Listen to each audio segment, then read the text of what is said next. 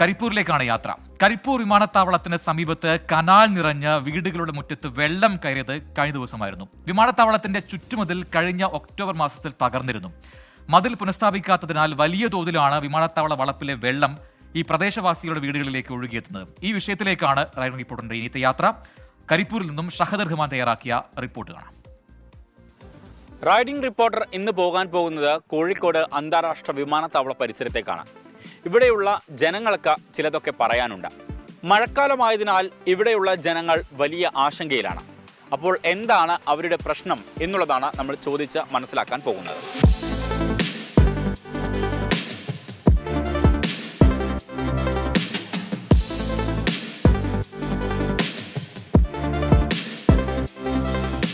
അപ്പം നമ്മളിപ്പോൾ ഉള്ളത് കരിപ്പൂർ വിമാനത്താവള പരിസരത്താണ്.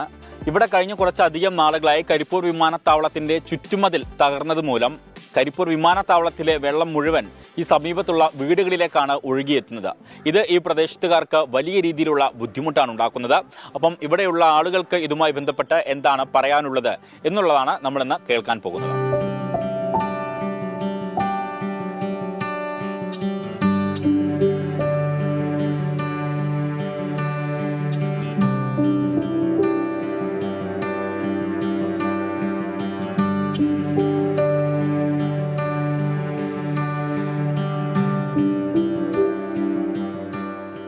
ജീവന് ഭീഷണിയായിട്ട് വർഷങ്ങളായിട്ട് ഇവിടുന്ന് വരുന്ന വെള്ളം, ഈ റൺവേയിൽ വരുന്ന വെള്ളം മുഴുവനും ഇങ്ങോട്ട് എടുക്കുമ്പോൾ കഴിഞ്ഞ പ്രാവശ്യം എടുത്ത് ഇവിടെ ഓരോ വർഷക്കാലത്തും ഇത്തരം പ്രതിസന്ധി ഉണ്ടാകുന്ന സമയത്ത് നമ്മൾ എയർപോർട്ട് ഡയറക്ടറോട് ഒന്ന് ബോധിപ്പിക്കാറുണ്ട്.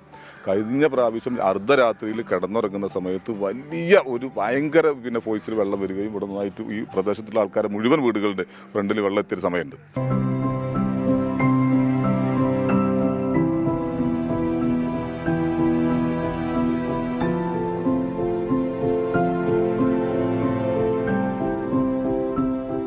വർഷങ്ങളായിട്ടുള്ള ഒരു പ്രശ്നമാണത്. ഇപ്പം ഒരു 4 വർഷങ്ങൾക്ക് മുമ്പ് വലിയൊരു അപകടം സംഭവിച്ചിട്ടുണ്ട്. 2-3-4 വീടുകൾ തന്നെ പകുതിയോളം നശിച്ചു പോയിട്ടുണ്ട്.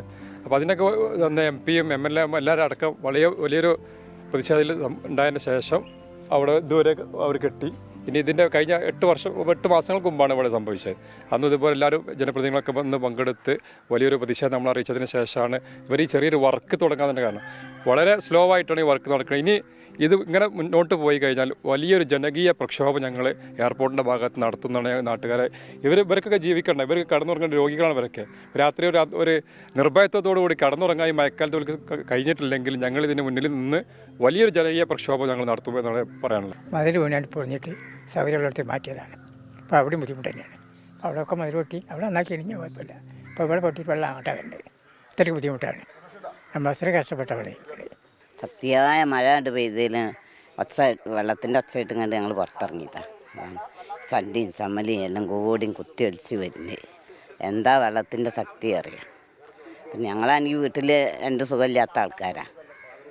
2 ആളും മരുന്ന് കുടിച്ചും കൊണ്ട് നിൽക്കുന്ന ആൾക്കാരാണ്. ഇത് എല്ലാ വർഷവും ഉള്ളതാണ്. ഈ വർഷമായിട്ടല്ല, എല്ലാ വർഷവും ഉള്ളതാണ്. മഴ പെയ്ത് ഞാൻ ചൂലത്ത ആളല്ലേ. ഞങ്ങൾക്ക് വെള്ളം ഇങ്ങനെ ഭയങ്കര വെള്ളം വരുന്നത്. വെള്ളം മോനെ വിളിച്ചു, മൂത്തേക്ക് മോനെ വിളിച്ച് വണ്ടി വാങ്ങാൻ തടക്കാൻ വിട്ട് ഇവിടെ നടക്കാറുണ്ട്.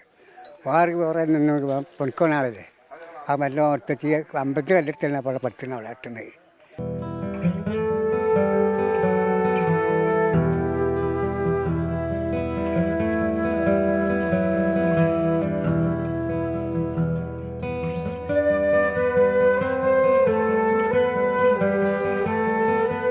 കഴിഞ്ഞ പ്രാവശ്യമൊക്കെ എന്ന് പറഞ്ഞാൽ ഇതിൻ്റെ തറ പൊട്ടിയിട്ടാണ് വെള്ളം വന്നിരുന്നത്. അന്ന് കഴിഞ്ഞ ഒക്ടോബറിൽ ഡയറക്ടറോട് പോയി പറഞ്ഞ് MP-യും MLA ഒക്കെ ബന്ധപ്പെട്ട് പറഞ്ഞപ്പോൾ 2 മാസം കൊണ്ട് ശരിയാക്കി തരാമെന്ന് പറഞ്ഞിട്ട് ഇന്നിപ്പോൾ എത്ര മാസമായി? 8 മാസമായി. ഇതുവരെ നന്നാക്കിയിട്ടില്ല. അപ്പോൾ നന്നായിട്ട് പൊളിച്ചിട്ടപ്പം അതിനേക്കാളേറെ ശക്തിയിലാണ് വെള്ളം വന്നത്. അപ്പോൾ ജീവന് തന്നെ ഭീഷണിയാണിത്. അപ്പോൾ കഴിഞ്ഞ പ്രാവശ്യം ഈ ചളിയും നന്നായിട്ട് വന്നിട്ട് അവർ നന്നാക്കി തരാമെന്നൊക്കെ പറഞ്ഞിട്ട് പിന്നെ ഈ വഴിക്കേ കണ്ടില്ല. പിന്നെ ഈ പാവങ്ങളാണ് അതൊക്കെ ശരിയാക്കിയത്.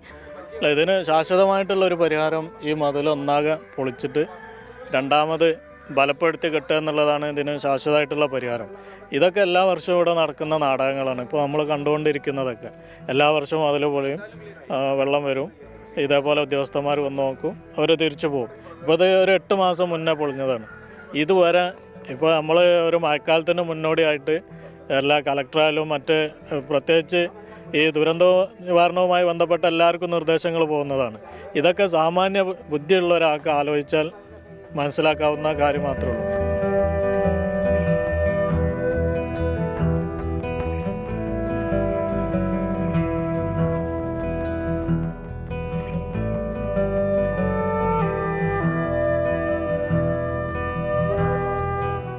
കരിപ്പൂർ വിമാനത്താവള പരിസരത്തെ ഈ ജനങ്ങളുടെ ദുരിതം ഇന്നലെയോ തുടങ്ങിയതല്ല. കഴിഞ്ഞ കുറച്ചധികം വർഷങ്ങളായിട്ട് ഈ ദുരിതമുണ്ട്.